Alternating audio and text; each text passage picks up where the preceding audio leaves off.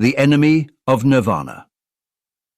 In the beginning, a vast darkness, a sea of quiet oblivion and undifferentiated calm, where all things drift, nameless, formless, free, where there is no boundary, no division, no self.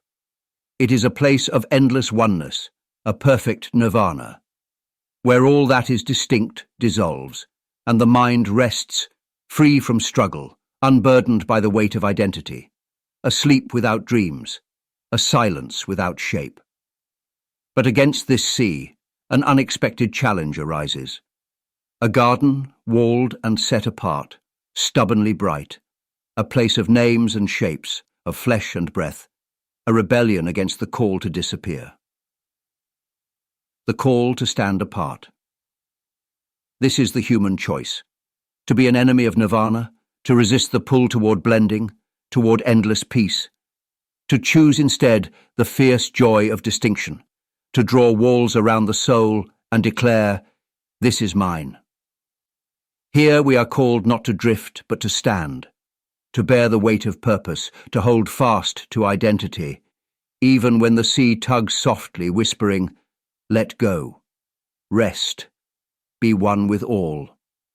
We are called to fight for names and boundaries, to carve out a life that resists dissolving, a soul that holds its shape, a garden set apart, where each life is an act of defiance against the sea, voices of the dead and the rage of shadows.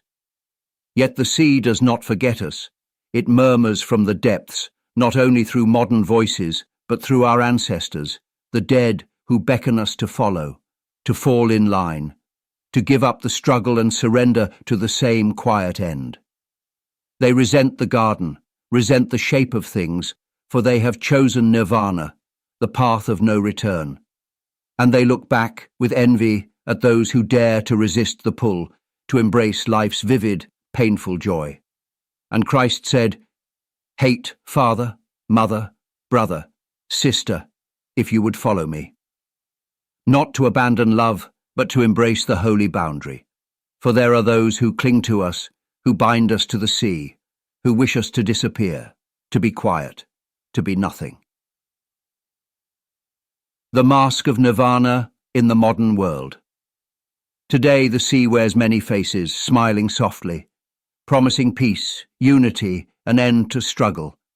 A nirvana rebranded as inclusivity, as harmony, as a world where all differences fade and blend. But behind the mask is the same timeless voice, calling us to sink, to lose our shape, to blur the lines that define who we are, until there is no I or you, only the drifting calm. In modern life, this pull is hidden in choices that seem free, in ways of life that promise relief but lead to sterility, where families fade, lineage is forgotten, and the life that clings to itself becomes a quiet memory. The work of shadows and the surrender to death. In the heart of this sea, souls lose themselves, becoming agents of dissolution, messengers of nirvana who drag others down, who crave the erasure of all that stands, desiring nothing more than the end of all boundaries. This is the work of darkness, the triumph of the quiet void, where life submits to death, where the individual surrenders, giving up the fight to be distinct, to be holy, to be one's own, letting the sea have its way, letting life become silence. Against the tide. The path of the garden.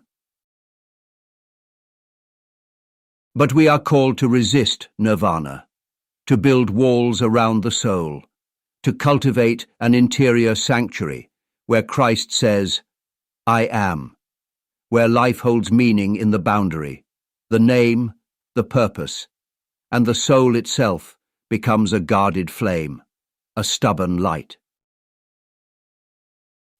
This is the true rebellion, to be an enemy of nirvana, to cherish the garden over the sea, the self over the drift, to embrace the pain, the joy, the endless struggle, to choose life's radiant burden over the comfort of disappearance. A vision of boundaries and becoming. We are not called to fade into one unbroken calm, but to stand apart, fiercely alive, uniquely ourselves, to hold our names, our souls, like a beacon in the dark, to stand in the face of the sea and choose to remain. For in nirvana there is no creation, only quiet decay, no unity worth striving for, only the loss of all form. True life is found in distinction, in boundaries kept and honored, where each soul stands firm, a light against the vast silence.